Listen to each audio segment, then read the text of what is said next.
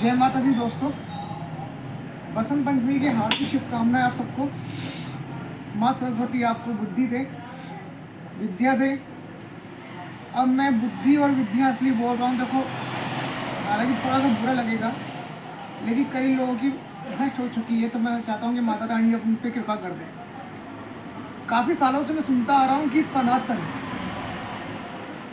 सनातन क्या है। आपने कभी सोचा? आप अपने आप को सनातनी बोलते हो, पर ये नहीं पता कि सनातन क्या है और सनातन कौन है।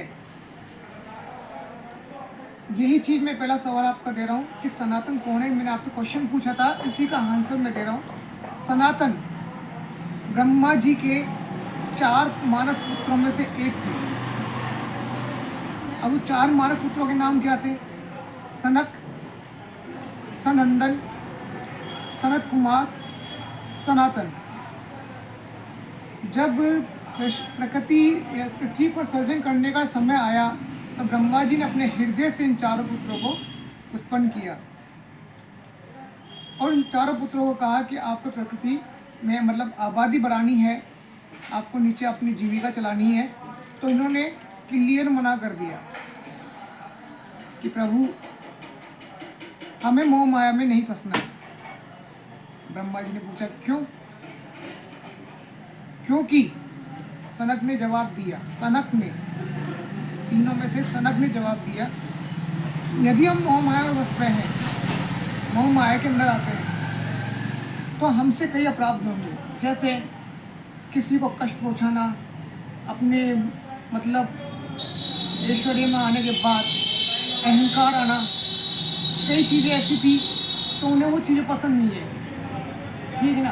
और फिर वो हृदय से उत्पन्न हुए हुए उन्होंने एक ही चीज़ मांगी कि हमें ब्रह्मचार्य का पालन करना है, ब्रह्मचार्य का पालन करना है। एक ने नहीं मांगी, 4 ने मांगी है।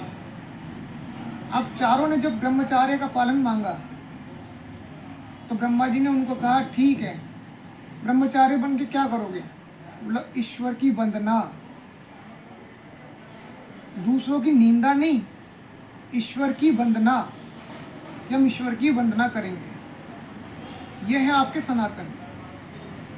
और आज ये हमारे ऋषियों में जितने भी ऋषि हैं, हमारे सप्त ऋषि हैं, और जो ऋषि उन्होंने ब्रह्मा जी से उत्पन्न हुए थे, नारद मुनि जिन्हें आप कहते हैं नारद जी से भी बड़े हैं ये। आप अपने आप को सनातनी नहीं कह सकते। अगर सनातनी कहते हो तो आपको ब्रह्मचार्य का पालन करना चाहिए। दूसरा, आपको निंदा किसी की नहीं करनी चाहिए।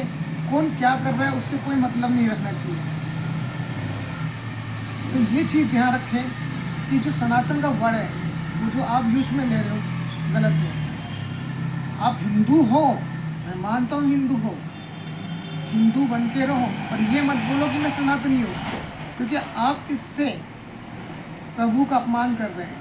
जो सनातन देवता है हमारे, उन्हीं का ही अपमान कर रहे हैं, क्योंकि तुम ब्रह्मचारी नहीं हो कि अपने आप को सनातनी बोल रहे हो। कभी दिमाग लगाना इस चीज़ का कि हम सनातनी क्यों बोल रहे हैं, अपने आप को गलत बोल रहे हैं या सही बोल रहे हैं। इस चीज़ को देखना, आपको अपना एहसास हो जाएगा कि हम गलत बोल रहे हैं, कि हम सनातनी हैं। हम मानते हैं, हाँ, हनुमान जी जो है हमारे, वो सनातनी है, मैं मानता हूँ। श्री राम के लिए आप सनातनी बोल सकते हो, क्योंकि श्री राम ने भी एक ही नारी से विवाह किया था, 10 नारियों के पीछे नहीं पड़े थे वो, माता सीता से विवाह किया था। फिर भी उनसे इतने संबंध थे कि 14 वर्ष का वनवास के बाद जब वनवास हुआ, उसमें सीता हरण हुआ, तो उनको दूर रहना पड़ा, सीता का त्याग करना पड़ा। तो राम जी तो सनातनी थे ही, पर हनुमान जी सबसे बड़े सनातनी थे। ब्रह्मचार्य का पालन करना, ईश्वर की भक्ति करना, दूसरों की निंदा ना करना, दूसरों के काम से ना जलना, किसी को कष्ट ना पहुंचाना, ये सारे काम हनुमान जी के थे। असली सनातनी जो है वो हनुमान जी ही थे। तो आप अपने आप को सनातनी ना बोल के कृपया करके हिंदू बोले, भगवान सनातन का अपमान ना करें, क्योंकि ऋषि वो बहुत बड़े ऋषि हैं हमारे में। तो उन ऋषियों का अगर अपमान हम कर रहे हैं ना, तो हमारी बुद्धि भ्रष्ट है। इसलिए कहते हैं कि एक आपने लाइन सुनी होगी, विनाश काले विपरीत बुद्धि, जब विनाश का समय आता है तो हमारी बुद्धि भ्रष्ट हो जाती है। ये चीज़ आपने सुनी होगी। हम अपने भगवान के लिए इतने गलत गलत अगर यूज में ले रहे हैं कि हम सनातनी हैं। अब आजकल मैं कई वीडियो भी देख रहा हूँ कि एक हिंदू अपने हिंदू भगवान का मजाक बना रहा है, तो ये भी गलत है कि अपने ही ईश्वर का मजाक बनाना। ये बताइए कि कहाँ तक का सही है। और कई लोग इसके मज़े से आराम से वीडियो को लाइक कर रहे हैं, कमेंट दे रहे हैं कि हाँ भाई बहुत शानदार वीडियो बनाई है। तुमने क्या भगवान को कठपुतली समझ रखा है?